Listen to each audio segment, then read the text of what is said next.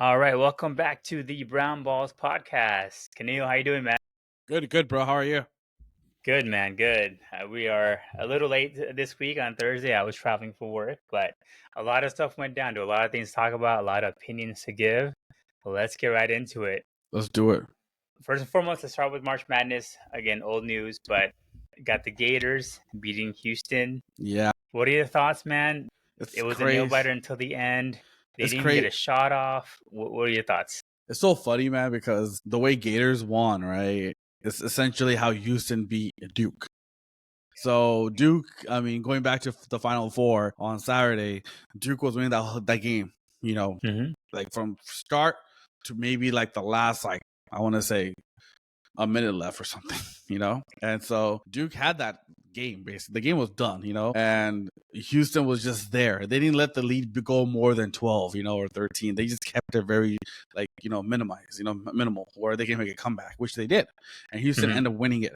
Same thing, fast forward to Monday night, the championship game. Houston had the lead the whole entire game.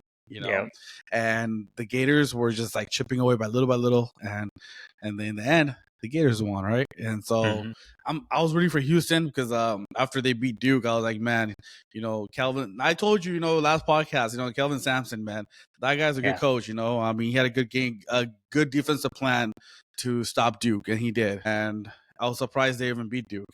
But, he had a chance to actually win, national championship. He could have been the oldest coach, and he hasn't won, so I was hoping for he would, He made that Houston, university into a powerhouse team, for basketball because they're not really known for it. And so it was a good championship game, man.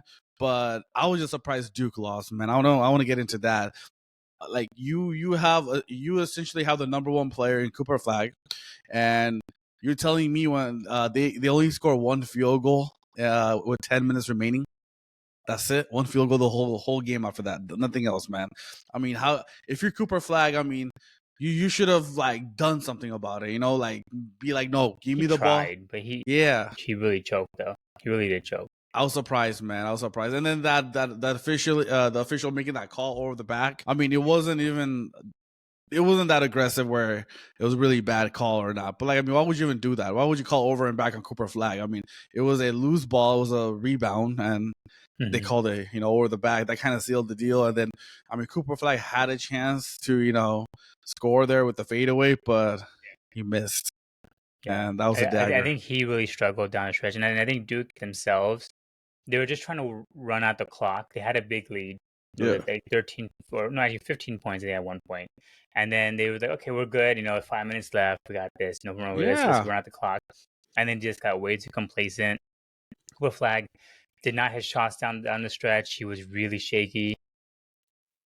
Yeah, I was surprised, man. I mean, like, they're winning, and they only had one field goal in the last 10 minutes, and they lose a game. They were dominating, dude. It was shocking. Honestly, like, it was not even like close for the most part. And then all of a sudden, you just see Houston slowly chip away 1 3-pointer, 2 3-pointer, like, and then even at the end of the half, they gave up 2 3-pointer, which really cut the lead down to, like, I think it was like what 8 or something like that. Yeah. But like that was huge because they were up by 14, and you give 2 3-pointers to end the half. Like, that's a lot of momentum you're giving away.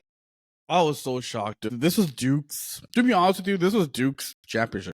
They had the best team, best player. They're a number one team, obviously, too, just like Florida Gators and Houston. But they were just overall better team out of all the four. All the other 3 number ones. And I was just surprised that Cooper Flag, who's going to be the number one pick, it doesn't hurt his draft stock at all. I mean, I see that. Yeah, he's still gonna do it, man. But what is your take on the fact that after the game was over? I hate this argument. Should he come back for one more year? Or does Cooper Flag want to come back for one more year? I see people debating about this. And I'm like, my take, I'll tell you my take. As a kid, right? Your whole life, the only thing you dreamed about is to play in the NBA. Mm-hmm. Why would you forego all that? I mean, you don't know what's gonna happen next year. It can be, where you tear your ACL, rupture your Achilles or something, and boom, you're done after that. You won't be that number one player, a number one pick, So I mean, I hate that argument that he might come back for a second year because he got a bad taste in his mouth. I mean, to be honest with you, man, I mean, national championship for college just doesn't really have that much of an impact, you win or not. I mean, you have so much money, like, waiting for you once you get drafted number 1 overall. I mean, well, I hate that argument. It's like, no, I'm telling you, it doesn't matter what team gets the number 1 pick. Yeah, I understand.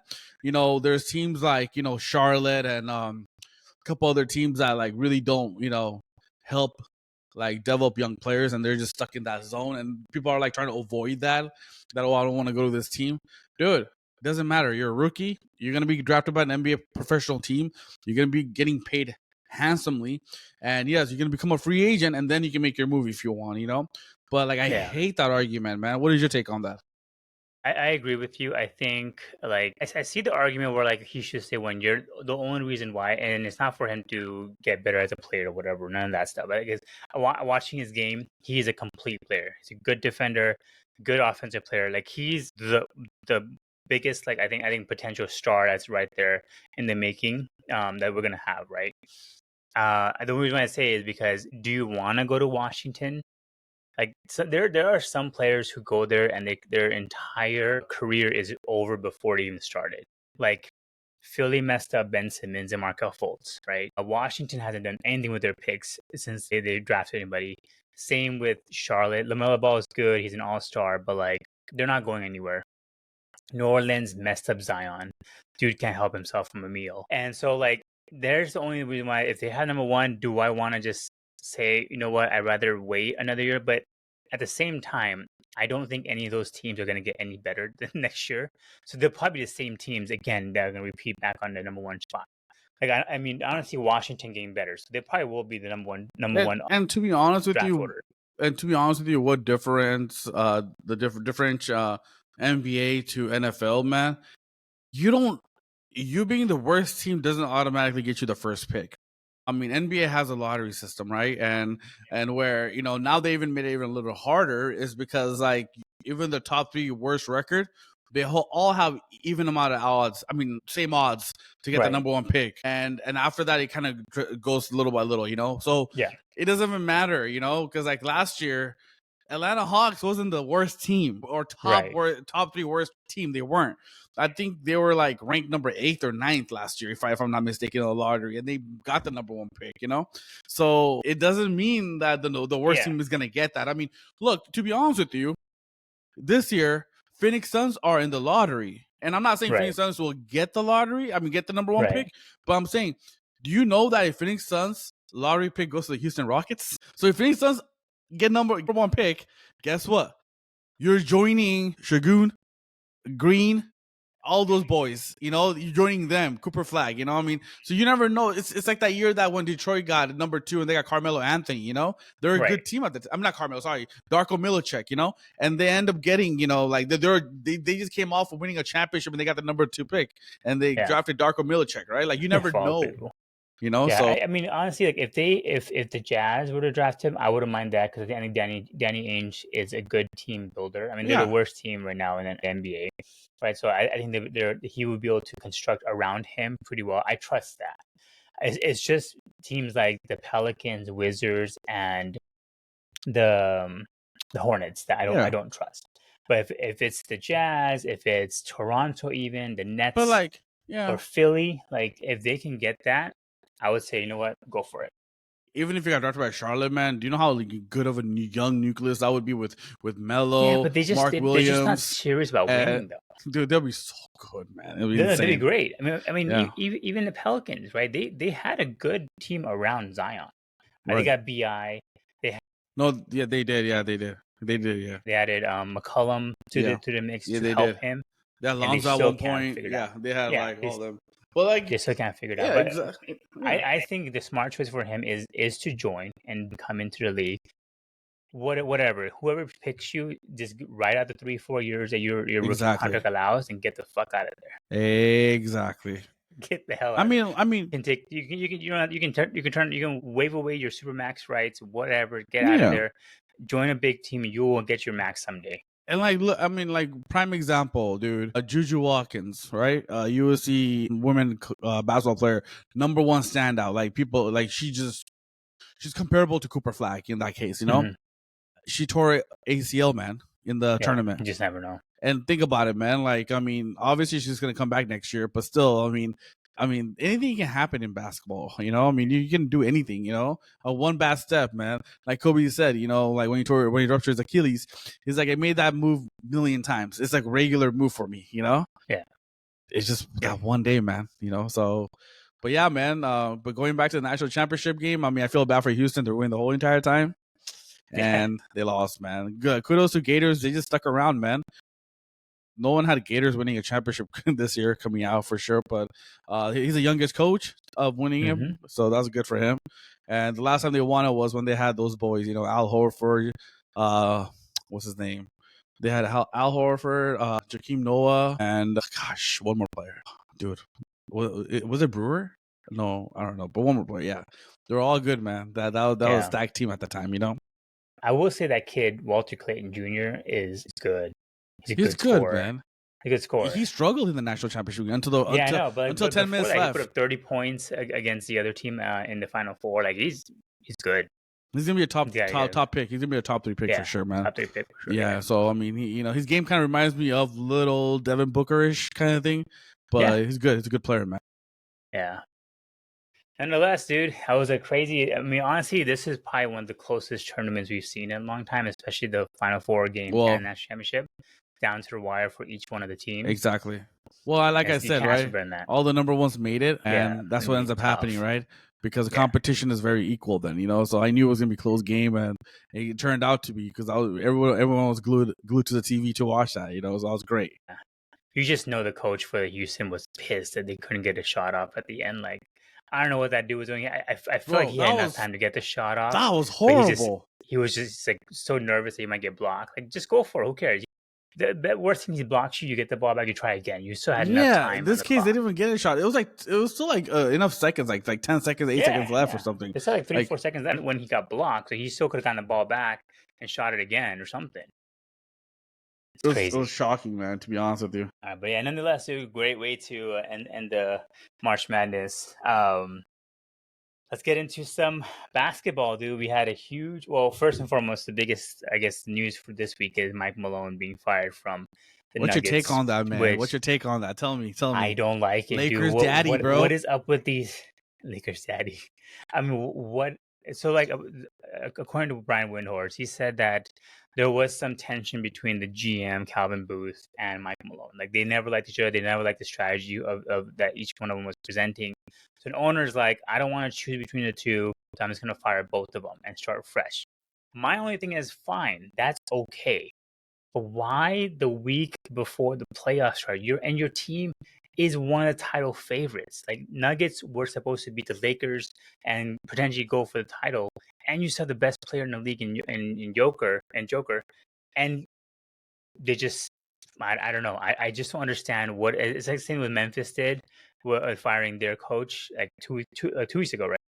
They fired their coach. Like, I don't know what is it with this basketball team that all of a sudden they want to fire coaches the week before. It's crazy to me. I don't get it. I don't like the move. I think he's a really good coach that will be picked up right away with somewhere else.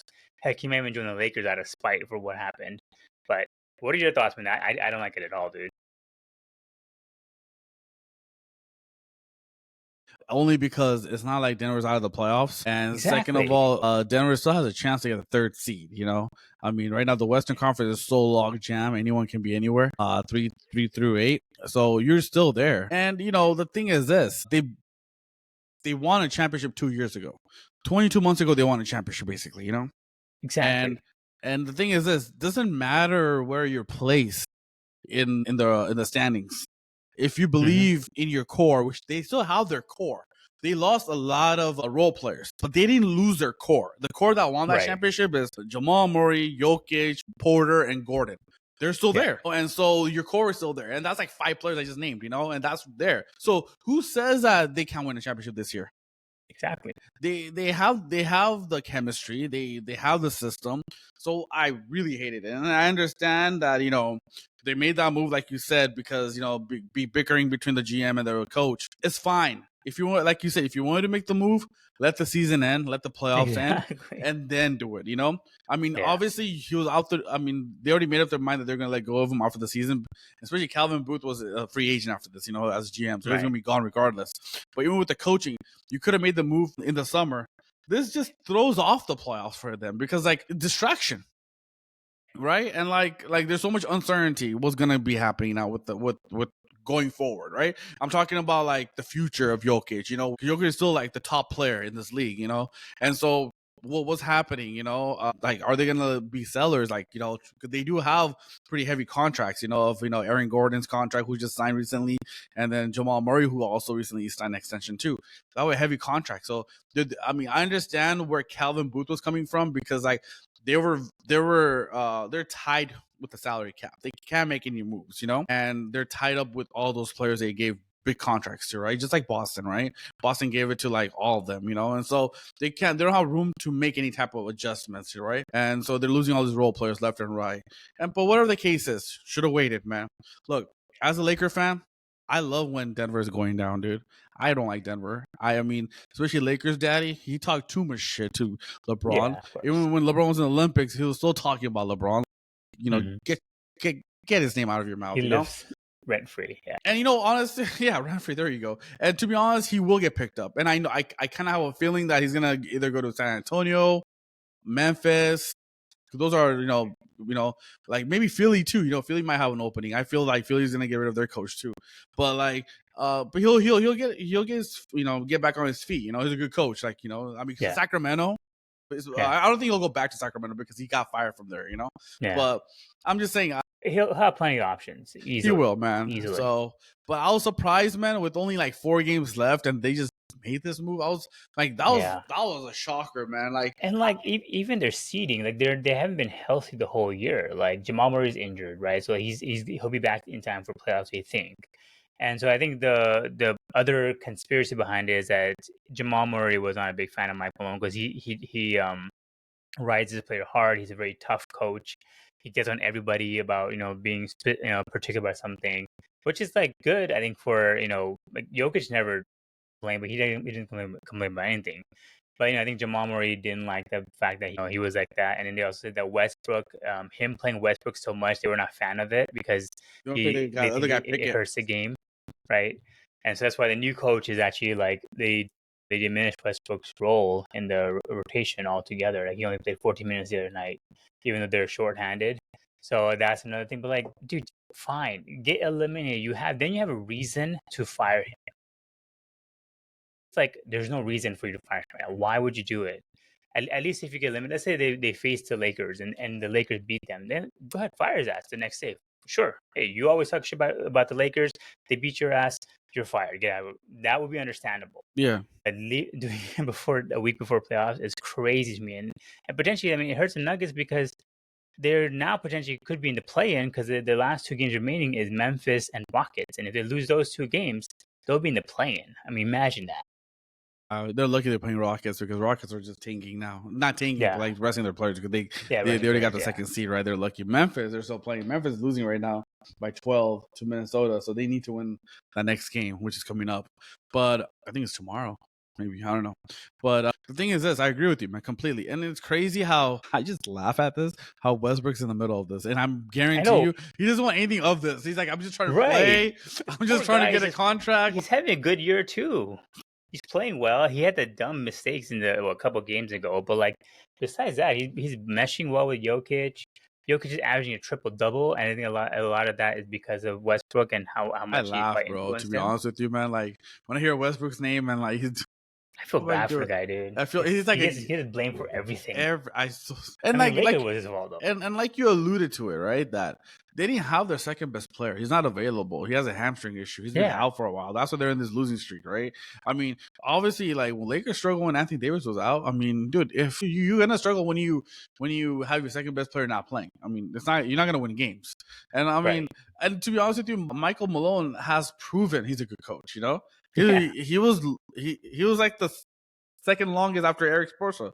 And then, exactly. And Steve you Kerr's would think his job is safe. He just won a championship 2 years ago.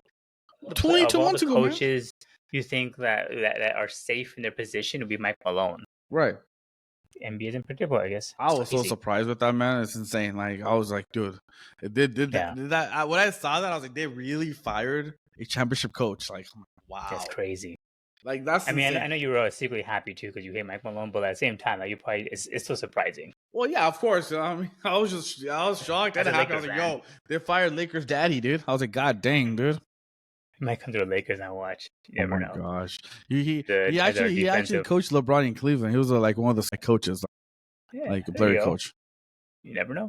Like, God All right, dang. speaking of LeBron, let's get into Lakers, dude. So Luka had his return game. I missed it, unfortunately. I was just between travels, so like I missed the game. But um, I saw the opening where they did a tribute to Luka. Really, really cool that they did it. And they respected him. They appreciated everything, and it brought tears to Luka's eyes. And when I'm watching it, I actually honestly got a little emotional. I felt bad because you can tell Luka is still hurt by all of it. He's still like not over that shock. And then he goes out there and puts 45 points up. Like, what a game. What a day for him, dude.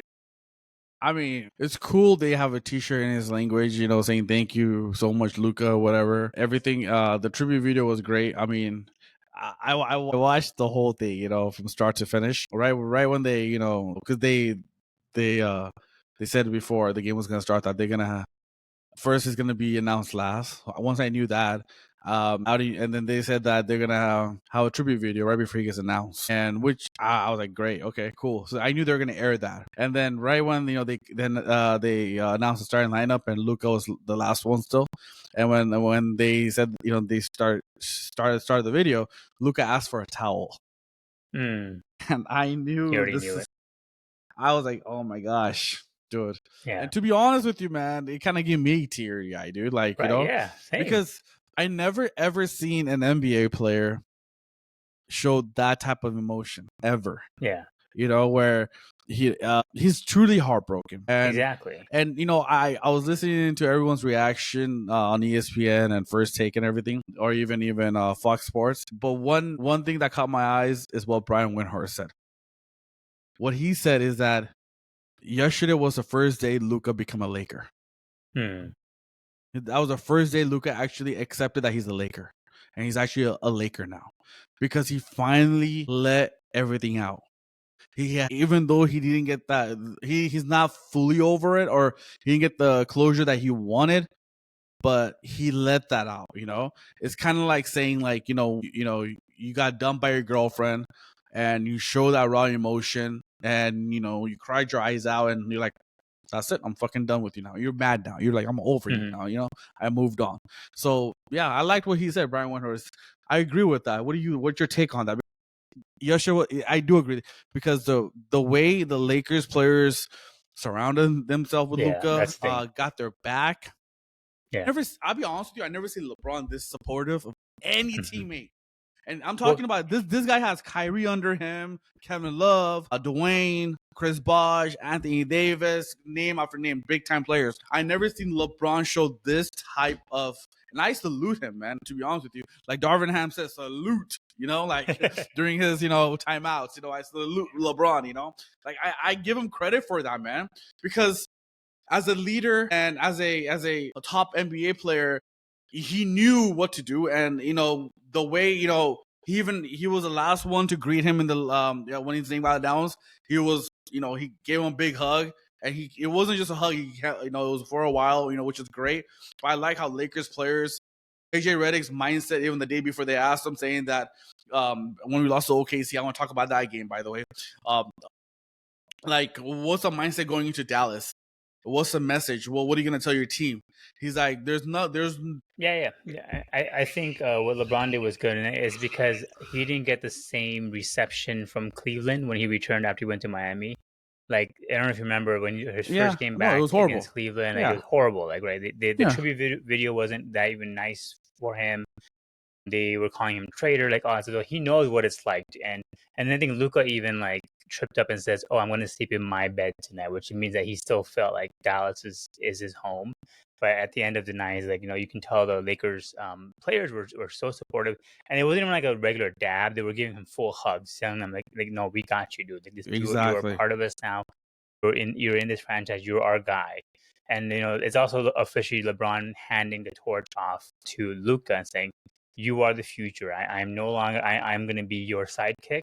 And that's cool for him to do. And it's kind of been the same. It's kind of been like that the last few games. But I think for sure, like yesterday, everyone's like, Luka, this is your moment. We are gonna just be here to watch you just demolish this team, and they did. And I feel bad because I don't think the Lakers did anything for Anthony Davis, right? Did they do a tribute video? No, right? So like, kind of sucks for him too, or AD. But Oh no, they did. Sorry, did they they? did. They had a video, but they didn't really Oh, like. He wasn't playing. He was injured, and yeah. they did. They did it for him and Max Christie combined. And you can tell the Mavs fans are still like upset about it, right? They were yelling "Fire Nico, fire Nico." At the end of the game, even Mark Cuban was on the sideline. You can see he was upset by the whole thing. And I don't know if you saw that podcast interview where Mark Cuban, they asked him, like, how did you find out about Luca? He said, I got a call from Nico that we're going to be trading Luca to the Lakers for AD, whatever.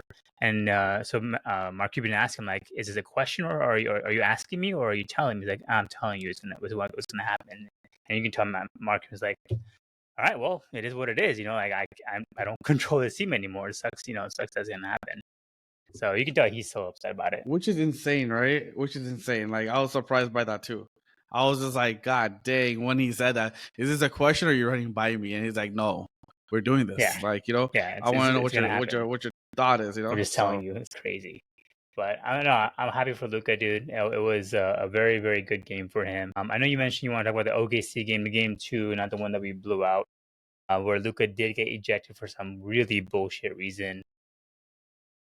At the same time, it's Luka, dude. He talks too much. And his first tech was because he's arguing to a referee. So like, as much as we know he was yelling at a fan, he was yelling at the same referee for his first technical, and he turns around and says something in that direction. The referee's gonna take it the wrong way.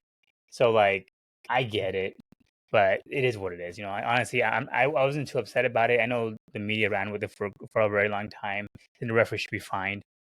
It is what it is, dude. It's Luka. He talks a lot of shit. It gets him going. He does that because he wants to be motivated by something. So I mean, whatever. look, my only thing is this, right? Yeah, that was the same ref that Luka cussed out earlier. He got technical for. Second of all, people come watch this. People come watch to watch superstars, not the refs. Of course. And as a ref, you're supposed to be aware that this guy has a technical. And the thing is this, right? There was no reason for Luka to cuss at the ref after that play because there was no foul on that play. No one even touched him. It was just a bucket that he made. So as a ref, you should think about it. Why is this guy cussing me out when there's no complaint to be there, right? I know, and second of all, like, okay, fine, I give him a tech. Did you know the referee have a chance to kind of take that technical back if they wanted to? He even think about it. And he could have consulted with his fellow mates and be like, hey, what's your vision? What you think? He could have been like, no, that wasn't to you. That was to a fan. And, whatever, what the case was. And then also, as a ref, you should be more aware of your situation because when Luka got that tech, not only Luka, but you had Dorian Finney-Smith, Jared Vanderbilt, and LeBron James saying, dude, that was to the fan. That wasn't to you. Why would all three of them think alike? They can't really huddle up that fast and talk about it. No. They all had that same reaction. They all knew it wasn't for you. It was for everybody knew it. Even the commentator, even John Ireland was like pissed off about it. He heard his rant, right? Yeah. So refs should realize then that shit. Okay, fine. Hold on. Pretend to go talk to your fellow mates and be like, hey, I think it was to the fan. Because the thing was this: Lakers were up 108-107. It was 7 minutes to go, and it was a big game because now we could have rested all our players because we could have won that game. OKC actually played their best game, and we actually played along with that game. It was horrible ending. It was a great game so far up to then. It was I hated the way it ended because OKC went on like a 29-7 run. Game was over. And now, if you're OKC, you probably hate it even more because it's kind of like shoulda, woulda, coulda kind of thing. They could have won this game with Luka playing, and now they can't tell that, hey, now they got that in their mind that, shit, we didn't really win that game because ending could have been different. So now they still have a doubt in their head if you're OKC team, And so, I don't know, man. It was horrible. There was so many ways. It's bad call. So many ways. It's like Draymond, dude. But it's also Luka's reputation. He talks a lot of crap. He's also gotta be better than that. Like, why are you getting into a fan? You should he should know himself. that like he's like a this game Phillip is Rivers. close. Why am I talking crap to a fan who's nothing right now? Because I'm trying to win this game. Like, just play your game. End of the game, like, we beat OKC again, and be like, all right, talk your shit, fan. Let's go. That's fine.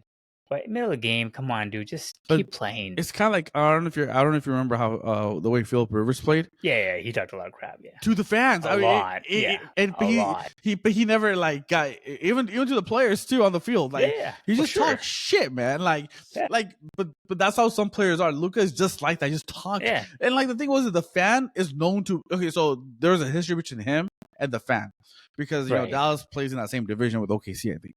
Or no, they don't. Sorry, they play in the other division with Houston. But like, still, they played each other a lot. And Luka has a history with that fan because that fan is always bickering and getting under. It doesn't get under his skin, but he likes talking back and forth with Luka, right? Yeah. He calls himself like Reggie Miller and Spike Lee. Like they always exactly. Talk about so they have history, That's why. Yeah. And Luka like was going back and forth like a friendly way, He just says, sit your f down, or whatever. And like, come on, man, like he just ruined the game because like it was such a close game, dude. 108-107, and like, God dang, man. So, but hopefully, yeah, you're right. I understand the reputation follows you, and Luka should be aware of that because the thing is, you don't want this happening in the playoffs where you get ejected and you lose for the game 7. Especially if you have a technical, just play your game, dude. Just don't complain. Just play your game. If you didn't have a technical and you said you got fine, whatever. But like you already have technical, just keep your mouth shut and just play. You already if anything, he should already be like motivated by that first technical and just let that ride through the whole game. I know. Again, I'm not a basketball player. I get it. You and I grew up watching Kobe Bryant. The dude would get technicals all the time because he's bitching and complaining. But he would only get one because he was always like, all right, that most motivates me. I'm ready to go. No, my mentality. We're gonna like really show the referees because that's a lot of BS. Whatever, right? He never talked shit to the fans. I mean, after the game he would, but not during. So like, just let it be, dude. I agree. No, I agree with that, man. But God, that game, man, it was something else, man. I don't know, man. It was everywhere. I remember like in TikTok, everyone is like, "Oh my God, Luka, fire the referee." I was like, "It's all right. It is what it is." If anything, like you said, it's a good thing for Lakers because now OKC still has a soft out. Like, can we really beat these guys? Go finish your thoughts. Sorry about that. Yeah, no, that's it. No, I wanted to talk about that. Can we beat them? Remember my take on OKC? I don't think Lakers have to worry about OKC. I told you, OKC is not a threat to me. I told you. It's not. Did Lakers show you anything? Anything? But okay, well, did OKC show you anything? Nothing. They can't compete with Lakers. No. How can that be true? So if you're saying Lakers didn't show anything and they won, Lakers showed a lot. Okay, they showed they can play with the number one team. Your argument last time was, it's a regular season. We don't want to show all of our cards. We're gonna lose to this team, whatever. Right? Yeah. They're trying to go for a number 7 as well. Yeah. Denver's the only team that scares the shit out of me. That's it. Nobody else in the West, right? OKC, even being the number 1 team, they don't give a shit. Dude, honestly, Luka owns 3 teams. Phoenix Suns, Clippers, and OKC. I don't care. And I'm not saying I'm not scared of OKC because of Luka. I just know the fact that OKC is such a young team. The only veteran they have and the only oldest player they have, the guy averages 10 minutes, and that's Alex Caruso. And he has not that much experience, basically. He was a role player for Lakers, that you don't want to consider as, oh my God, he's a vet, So OKC is a good team, a good young team. But I know for a fact that if Lakers play them in a 7-game series, I will tell you right now, they can't beat Lakers in 4 games. They can't get 4 games out of that. And I agree. Lakers are not going to shoot threes like that. I completely agree. At one point in the first half or first quarter, Lakers were like, I want to say like 12 of 14 or 15 3-pointers. They're not going to shoot threes like that. I agree with you. But Tapas, one thing they'll do, that defense will stay there. They know how to play the defense. And that's not a fluke because they have showed their defense. When they have to, flex, they flex. And I've seen that defense against many teams, and before Luka and after Luka. Against New York, we didn't have Anthony Davis. We played really good defense on New York. The day we got Luka, that night we got Luka, basically. And Lakers have shown that, even if you're a big man, we'll take him out of the game. Yesterday, Well, what they did was they back and front defended Anthony Davis. Anthony Davis had like 13 points and like 12 rebounds. That's it. We took him out of the game. So the defense is going to be there. I told you, they're big. OKC's big man, Chet Holmgren and the other guy, Hartenstein. I heard what his name is. I'm not scared of. And they're not that big, and they're not physical big men. And to be honest with you, we blew their ass out on Sunday, which was great. And then people thought that, Lakers are going to take it lightly on Tuesday because they won that first game. People thought Lakers are going to rest their players and just kind of, you could have back-to-back, like even we expected that, they'll probably sit out the players and play in Dallas, right?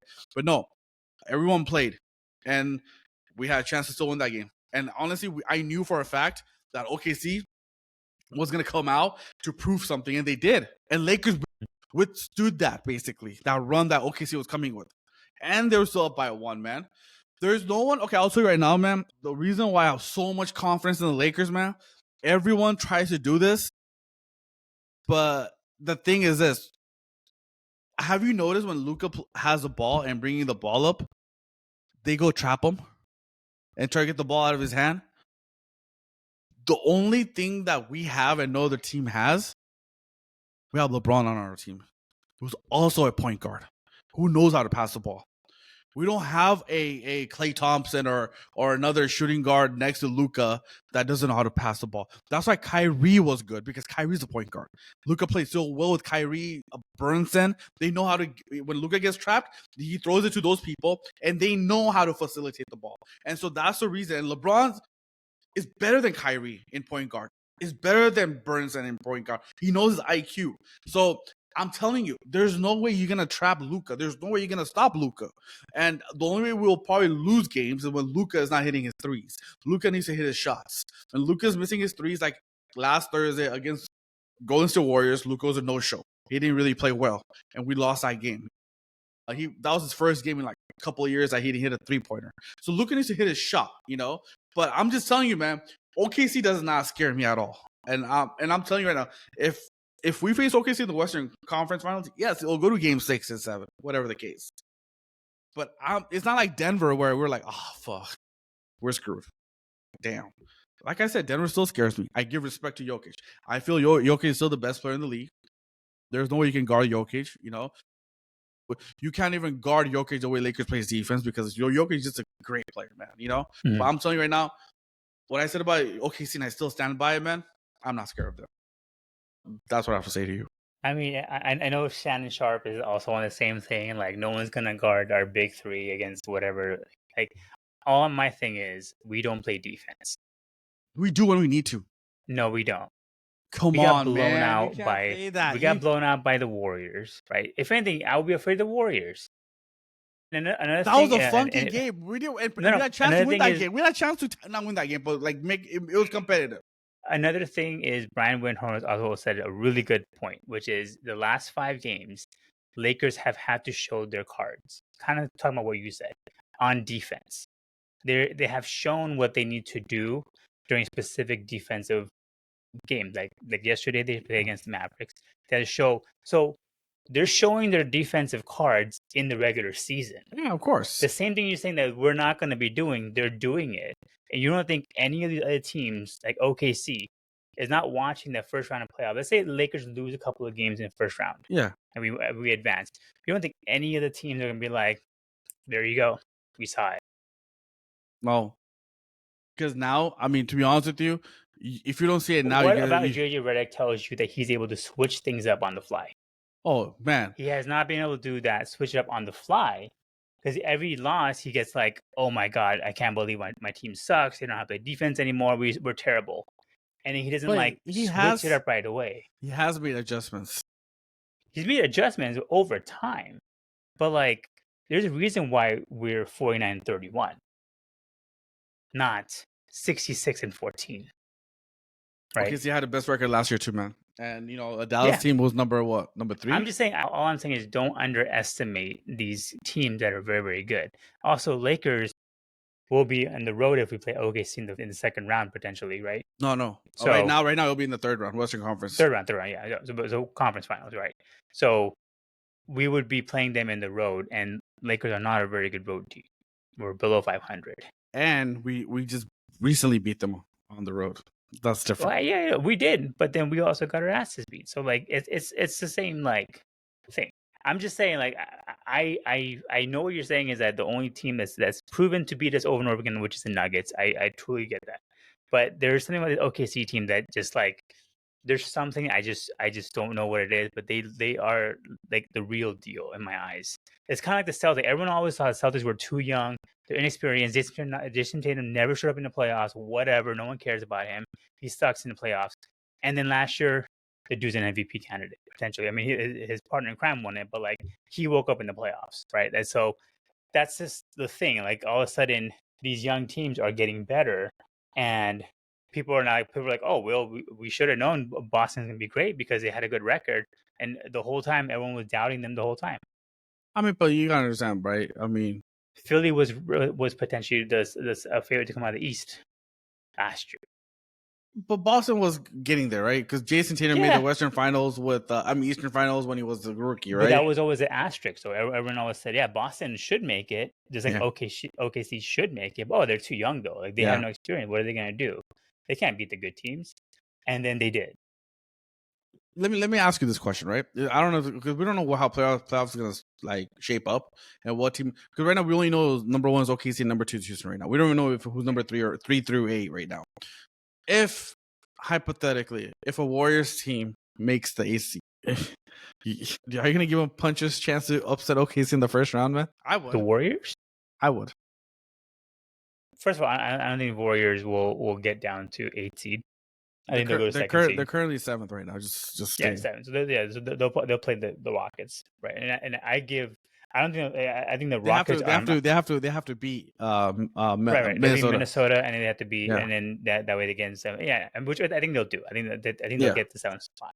So they'll probably play the Rockets, and I think they'll beat the Rockets honestly because I don't think the Rockets are that good. Like they're not like OKC good, where they're young, but then they have a lot of depth in their bench. The Rockets are just kind of whatever.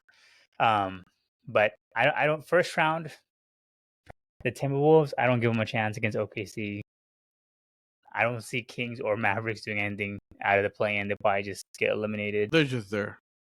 Yeah, they're just there. So I don't see OKC really struggling in the first round. The Lakers, on the other hand, again, you never know. The Warriors could potentially be a 6 seed. Yeah, they could. They have a chance to be 6 seed. And that is a tough one for us. I agree. That's the one that people are saying could be the trap game or trap series for Lakers because the Warriors do match up very well. Because we don't play defense and we cannot guard Steph. And Jimmy Butler could do no one's going to guard LeBron. But Jimmy Butler could do a good thing against. Maybe Draymond could guard LeBron. But Jimmy Butler could do something against Luka. Not saying he's going to stop him by any means, but he can guard Luka decently. Look, man, as long as in the first round we don't face Denver or Clippers, Are you scared of the Clippers now? I thought you were. I'm not scared of Clippers. No, Clippers are Kawhi's playing well, and the thing is, they're scary, dude. He's playing with that rhythm, that's coming on to right now, right? And they're matching well. And I'll be honest with you, I'm not scared of Clippers. The only thing Clippers and Denver have is they actually have a low post presence. Because Zubac is a really good low post player. He's actually a really good defender too, and he's just like a Jokic, a big body.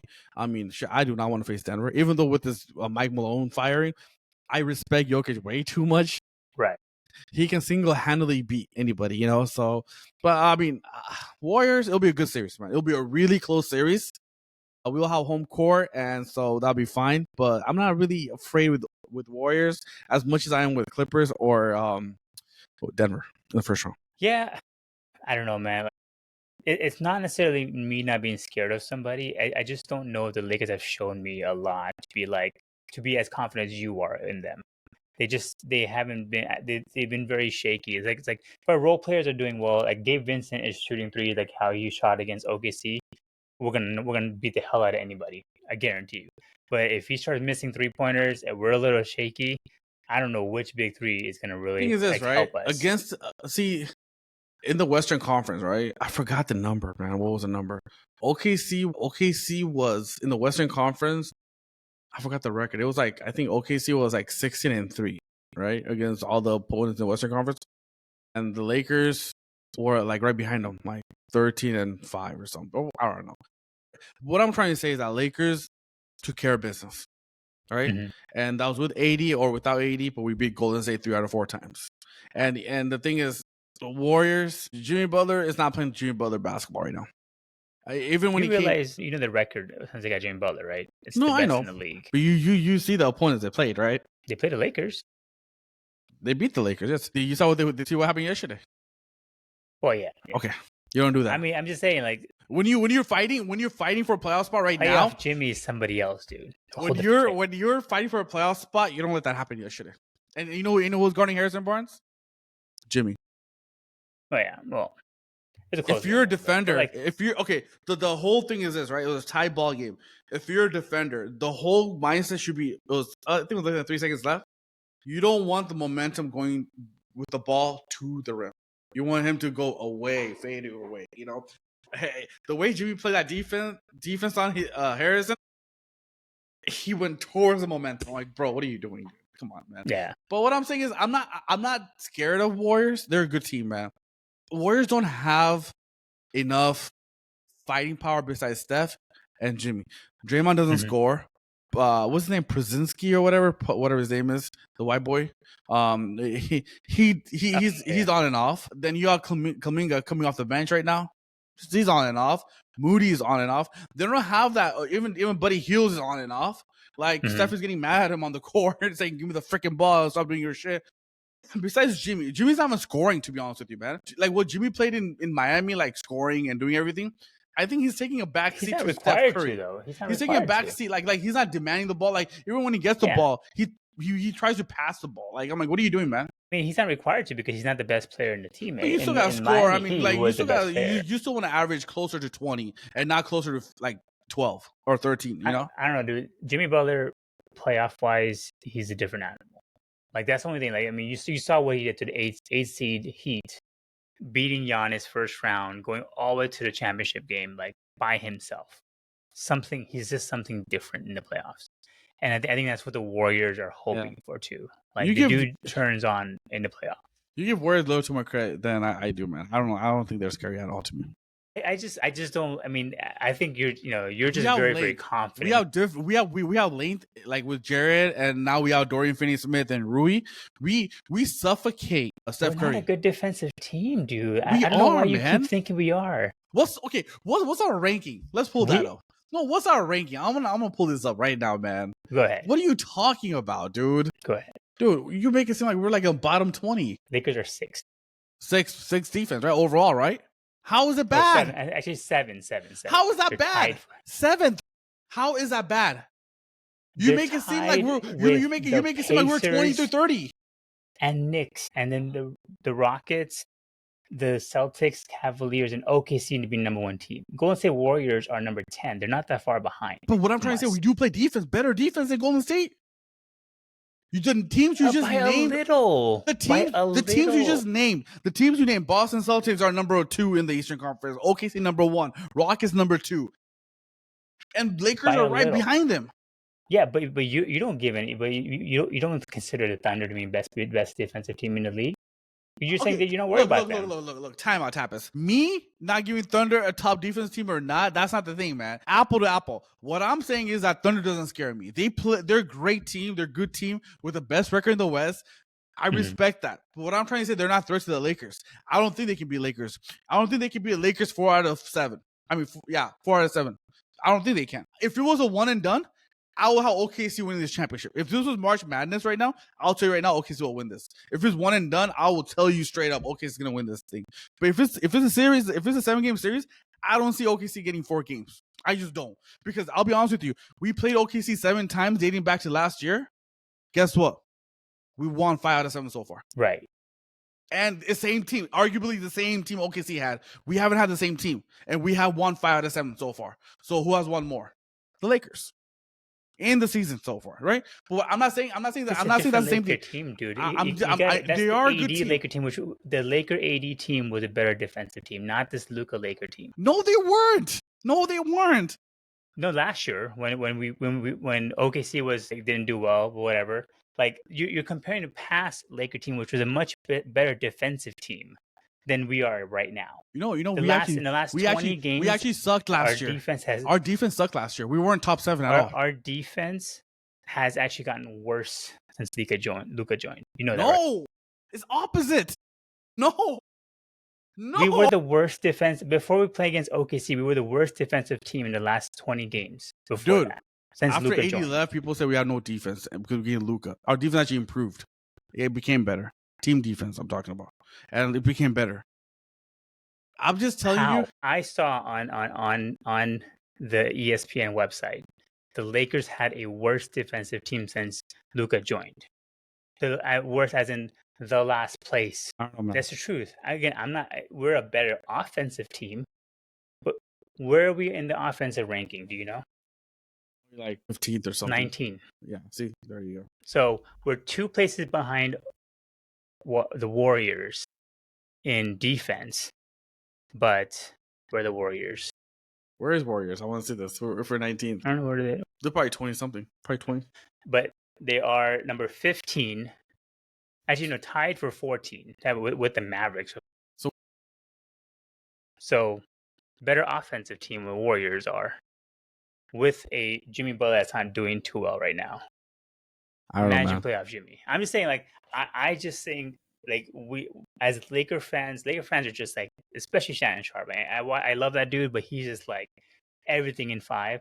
We are not as strong as everyone thinks we are. I'm just being logical here. I'm not saying, like, as a diehard fan, I want the Lakers to win, obviously, but like, I just think we should treat each team with respect. No, we do, and Lakers will. And the reason why I'm so confident in the West is because so far I have tiebreakers over everyone, right? And that shows you one thing, that we actually played well in the season against those teams, and we played them either 3 times or 4 times, depending on the season, But so that shows a confidence level. And then the reason what happened on Sunday is really heavy is because it's actually a recent occurrence that happened, because it's right next to the playoffs a week before or 2 weeks before, and we blew them out the door, right? And then fast forwarding on Tuesday, we played in the same team, and they were pissed because we beat them by 27. They came with gun blazing, and Lakers were ready for all that smoke. They're like, let's go. You know what I'm saying? I just feel confidence that, look, if we don't face Denver in the first round or second round, and OKC faces them, let them battle it out. I don't care. I will play anybody in the Western Conference. If it's Denver Nuggets, we'll play them. Fuck it, I'll be fine. Or OKC. I just want to be on the other side of the bracket, man. That's all that matters. But like I said, I do respect OKC. They're the number 1 team in the West. With Shai being, head force, that really good young team. They just don't scare the shit out of me. Denver does. That's all.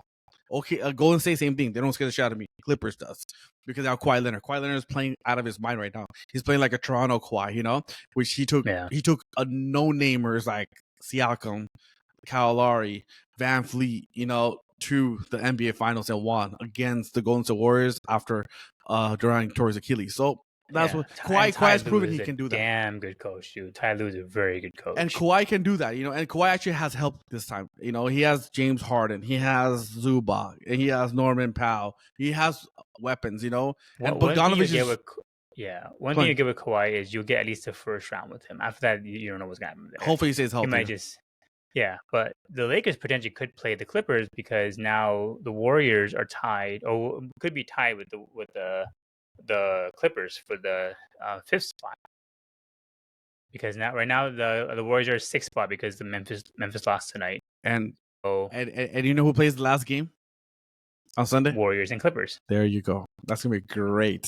So, if I'm the NBA, I flex that game now. It's funny. All the games are starting at 12:30 or something. I heard all the games are starting at 12:30. Really? I don't know why. Yeah, all games. So, but yeah, if I'm the Lakers, I'm not Lakers. If I'm the NBA, I flex that game now, because somebody has to play for that game. Yeah, it's Easter weekend, so it's probably why everyone's 12:30. But that'd be great. Both of those are scary. In my opinion, Warriors or the Clippers is scary first round for Lakers. No, I'm in Denver.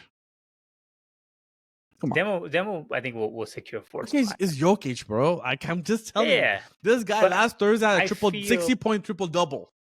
Yeah, but I feel like the Nuggets will secure the 4th spot. I think they'll be all right. Damn, I hope so. I hope right? Lakers win. So we can avoid them. I hope Lakers win tomorrow, so we're on the other side of the bracket, man. That's all that Yeah, matters. because they have the Nuggets have the Memphis and then Houston. I think But Houston's Houston not gonna will play rest. anybody. Yeah. Yeah. But So then Memphis, it'd be just Memphis. Memphis gotta win, or else they're gonna go down, drop to 8th for sure. Then Yeah. 7th or 8th. So should be good, man. Honestly, I mean the playoffs are sprucing up. The West is gonna be tough overall, dude. I'm so glad we have a show on Monday because we're gonna break down the playing tournament and give a prediction. I mean, I already know what your prediction are. The Lakers gonna beat everybody, and then hey man, Lakers in 5. OKC, UFC, KFC, Lakers in 5. Lakers in 5. All right. Let's see. We have anything else that we want to go over? We got the Lakers, Luka. Yeah, man. I mean, NFL wise, nothing happening there. Draft is in 2 weeks. Actually, one more thing about NBA. What are your thoughts about the Suns being eliminated? Ooh, I want to talk about that. You think KD leaves? So I'll tell you right now, man. Okay, yes, that's why I want to thank you for bringing that up. I forgot who I was listening to today.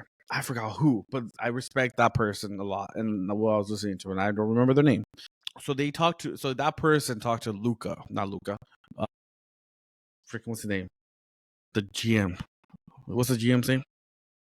Fire Nico. Nico. There we go. Oh. It's funny how I remember his name by saying Fire Nico, But, so he, because the Final Four was in San Antonio, right? Yeah.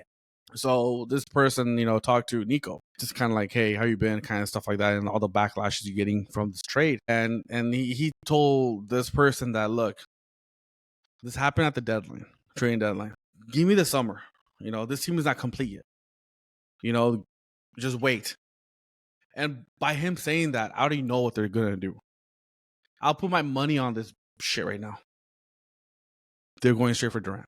And I'll be honest with you, man. They have the pieces, they have the draft picks to go get Durant, And honestly, if they can pair Durant, AD, and Kyrie's coming in like late March next year, or maybe with this technology and everything with surgery, he might be back by All-Star break, maybe February. Who knows? I don't know. He tore it in March, right? Yeah, around there. And so it takes about ACL though, right? ACL, yeah. So it takes about a year. Yeah, so I think he'll be back by like February or something, or January maybe max. And so, if they can get Durant, AD, and Kyrie together, I mean, that's pretty good. So you do think KD leaves, right? Look, man, with Suns, there's such a turmoil that like I said earlier in our podcast, that Houston actually has a chance to get the top pick because they have an unprotected pick from Phoenix Suns because of the deal with Durant, or whoever. But the thing was this: Phoenix has no draft picks. They sold their soul away since 2032 or something, and they're stuck with Bradley Beal's contract, and he still has 2 more years remaining. Not even 1, 2 more, and that's fully guaranteed, non-tradable, and he has no trade clause. So you can't even trade him like they did to Luka at midnight. Hey, bye, Bradley Beal. So they have to let him know that, hey, we're trading you here. Are you okay with that? But no, he's not going to accept any type of trade unless it's a contender, right? So I do feel that they're going to end up buying him out. They're going to eat that money this year because if you buy a player out, you eat that money. And then and then he stays on your contract for the full year, and then he comes off, right? I think that's how it works. I could be wrong, and I do feel that they trade Booker. No way. Yeah, I do think they trade this team down, man. To be honest, once they trade Durant, man, Booker would want to ask out. Because the thing is this. I mean, Booker is at 28. He already maxed out on his potential. Booker is gonna be Booker right now. It's not gonna be better. He could become worse if he can, But he's not. But he reached his peak. He's good, and I think he has the most value. And there are teams out there that I feel that will throw. I think Booker can command you 5 draft picks. That's how good he is. He's still young. He's 28. He can command you 4 to 5 draft picks. I guarantee you. And there are some teams who would want him right now. Like for example, Detroit. Who's actually a good team right now. They're building something. Orlando Magic, who have young pieces. They would want to either build around Mo Wagner's brother, Franz Wagner, and Paulo Banchero. They can build around that. They have all their draft picks, and so I mean, he can command minimum 4 draft picks. I can think he can get 5 or 6 if you can trade him to the right place. Phoenix tears everything down. They have no draft picks, man. So they trade Durant for draft picks. They trade Booker for draft picks. And what you do is you just let Bradley Beal walk, buy him out, and just rebuild the whole thing again. Because the thing is this, man, even if you keep Booker, you're still constrained with the salary cap because Bradley Beal makes closer to $50 million. Mm-hmm. Booker makes closer to $60 million. That's $110 million right there. I mean, you have nothing. There's no free agent out there this year that you think that you can do something about it. So I do feel that's my intake that could happen this year, this summer. Is KD is a free agent, right? Or Yeah. is he? So right, he's a free agent. This Yeah, the free agent. Okay. So why? I never understand why. If you kind of know that you're gonna get the player's gonna walk end of the season, why not just trade him, turn into trade and get something for him? Why not just why didn't they do that? Maybe they tried Golden State, but he didn't want to go Golden State. But like he could have gone somewhere else, and he would have been okay with it. I remember I heard that Minnesota was interested in him too. They're trying to trade for him, right? I just don't get why they would let him walk. But the like, thing was this: literally like throwing everything away. Well, the thing is this because once they do that, then they're saying goodbye to the season, which they already did today or yesterday. But the thing is this: once they do that, then Booker's gonna be like, I want out now. I don't want to be here. Second is that you want to see if something can happen in the last 25 games because after the deadline you have like about 25 games to see what happens and maybe because you gotta understand Phoenix is worse in the top 8 or top 9 in the Western Conference, so you never know. A winning streak here and there can change stuff around, right, and get back in the playoffs because I mean the thing is if you put maybe they're like, okay, if we could just get into the playoffs, then we still have KD and Booker, and Beal can finally wake up hopefully. And so they're hoping for that. And that's why they just kept him. And to your second point, why not trade him at the deadline? I get what you're saying. Because 2 reasons. One is that KD said no to everyone because he wanted to actually finish the season out in Phoenix, which is kind of him, And second thing is this. Who cares? You don't really, as you can see in the Luka Doncic trade, you don't really get a good value in the deadline time because there's time pressure, right? It's something though. No, but like the thing is this: KD is gonna command such a big contract. Like I want to say, like north of 50 million, like like north of 50 or closer to 60, right? Yeah, max for sure. So the thing is this: there's no team out there that can absorb that contract right now. Unless you're a sorry team that didn't make the playoffs, you have all the salary cap, right? And KD is not going to go to a team that's rebuilding right now. There's only like, I want to say one handful of teams that can actually win a championship next year. And those teams don't have salary cap. They have to make a trade. What I'm trying to say is that Phoenix Suns knew that KD will need Phoenix Suns help to do a signing trade. Because Dallas can't absorb that contract. Denver can't absorb that contract. Lakers cannot absorb that contract. Even Minnesota cannot absorb that contract. Oh, OKC can. Just give a bunch of trade picks. Because, and you know what? And that was the next thing I want to go to after we're done with this conversation. I want to go out on a limb with one trade for OKC. But before I want to end this conversation off. That's why I do think that Dallas is the number 1 choice, and number 2 I think is gonna be Houston Rockets. So watch out for the Texas team to get Durant. Either way, I think it goes to Dallas. I think Dallas makes the most sense. Yes, for him, but that would be the best place for him because even with Houston, he'd be the old guy, but he'd be kind of a leader, which he's not comfortable in, right? At least with Dallas, you have Kyrie who's a leader, and KD can just go there and just play buckets, and AD is kind of a Robin, right? So like it'd be the best situation for him, honestly, to go to Mavericks, because I don't see Rockets being a good place for him just because he did the leader, and that's not what he's good at. He's not. That's what he was hoping to do in Brooklyn, and he wasn't good at it. And even the Suns, he's not good at it. So like, just go where he can just play ball. Like Charles Barkley said, he's not a bus driver, So it's like, no, I agree with you. Dallas will be the best fit, and I do feel Dallas will end up doing their best to get him because right now Dallas is dying right now because of what happened, and I think they will to try to save their mark, and so yeah, I do think that. The second thing I want to talk about is OKC. All right, I gotta give credit. It wasn't my idea, but me and my girlfriend Amit, right? We're talking about when this firing happened of Mike Malone.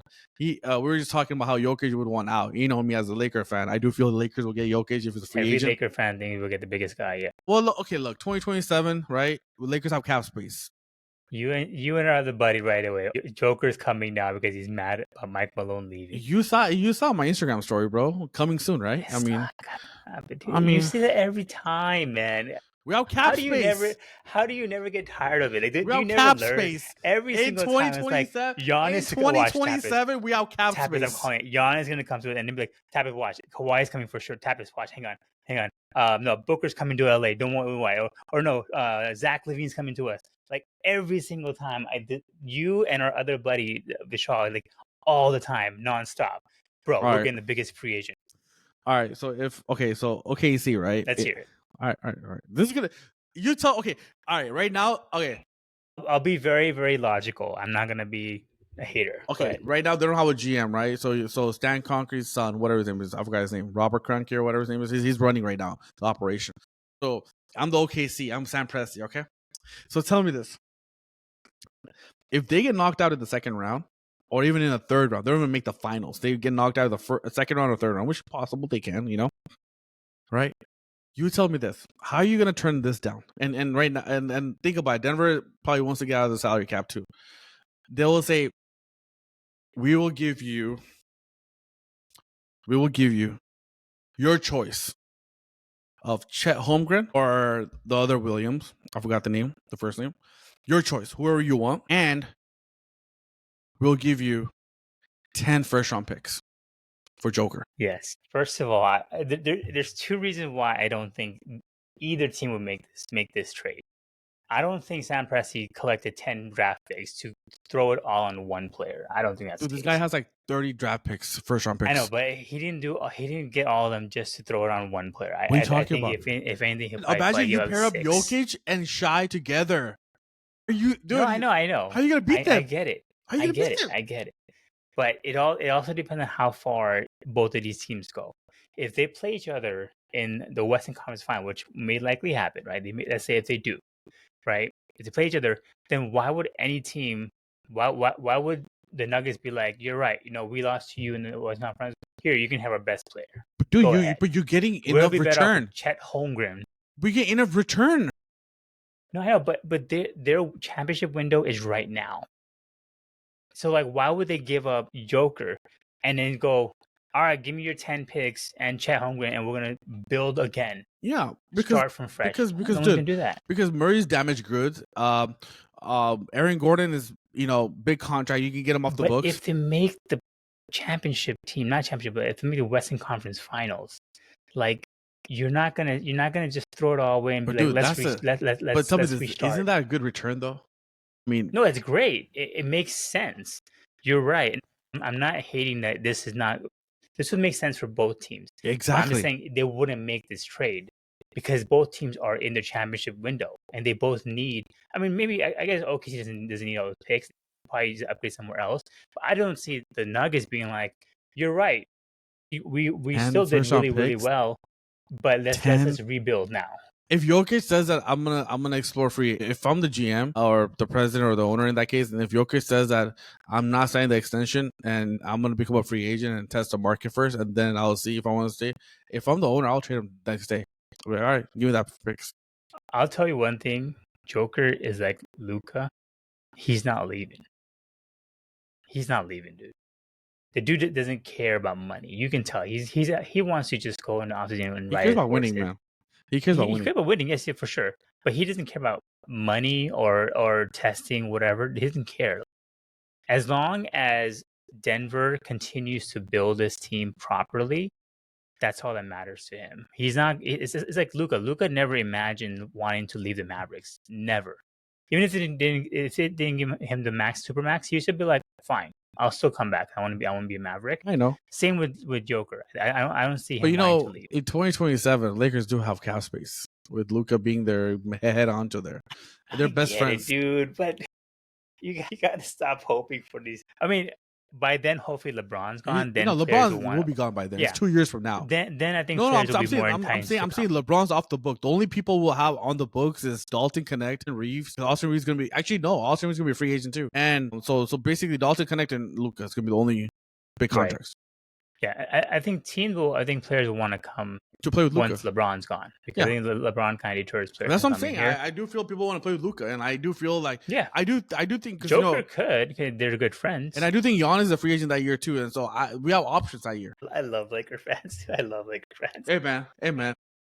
It's just that full blind faith that we just get. Honestly, as much as he's my favorite player, Luka fell into our laps. Like, no one, even you with your conspiracy theories, could have never guessed we would get Luka Doncic. You always have these weird, bro. I'm telling you, Andrew Bynum's gonna go here. We're gonna get Dwight Howard. He had all these crazy things that was gonna happen with us. We got Dwight at the time, right? But like, no one guessed us getting Luka. All I'm saying is Lakers in 5, bro. Lakers in 5. Yeah, five games to be eliminated when we play against the freaking Nuggets, dude. We'll get out of the first round, but dude, second round if it's the Nuggets. Wait, we have a bet right there, right? You think they're gonna go far as second round? I think they're going all the way to the finals. Yeah, no. I mean, it's more likely with me. I'm usually right about these things. I just know it. Are you, man? Because because if I remember, you said Lakers are gonna be in the play, and I said they're not. They're gonna be top 6. I said once we got Luka Doncic, that is gone. That is gone. That is a miracle that no one could have guessed. Nobody. Just saying, bro. Could have guessed that. Not even you and your Chaiwala could have guessed that. Just saying, bro. I called the Lakers will be top 6.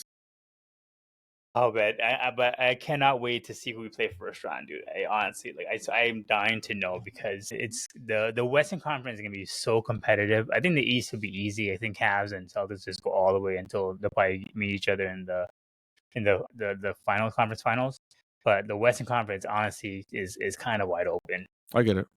And any of these teams could face each other. Besides the Rockets, I don't think Rockets are legit. Me either. But I can see the Clippers, Lakers, Nuggets, OKC. That's Warriors. That's why I don't mind Rockets have the second seed, because if Lakers get third, I think we're still gonna get home court in the second round, because the Rockets are gonna be gone in the first. I think. Yeah, I think Rockets will be gone in the first round. If they play Minnesota, God forbid they play Minnesota with Anthony Edwards, he will torch them. That kid will torch them. Yeah, 100%, 100%. The Grizzlies maybe not, but I think if they play Minnesota, they'll torch them.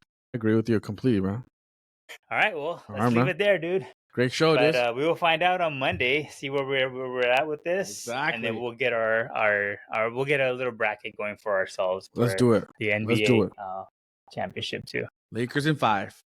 All right, Brown Balls out.